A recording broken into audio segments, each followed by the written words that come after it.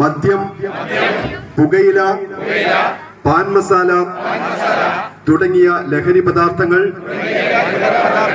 വ്യക്തികളെയും കുടുംബങ്ങളെയും ആരോഗ്യപരമായും സാമ്പത്തികമായും സാമൂഹികമായും സാംസ്കാരികമായും നശിപ്പിക്കുന്ന സാമൂഹ്യ വിപത്താണ് എന്ന് ഞാൻ മനസ്സിലാക്കുന്നു.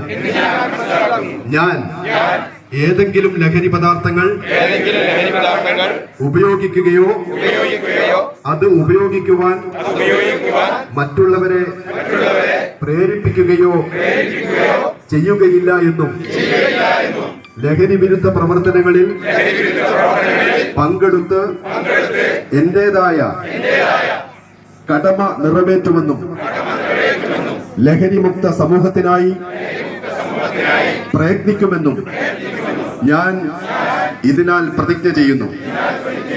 ജയ് ഹിന്ദ്.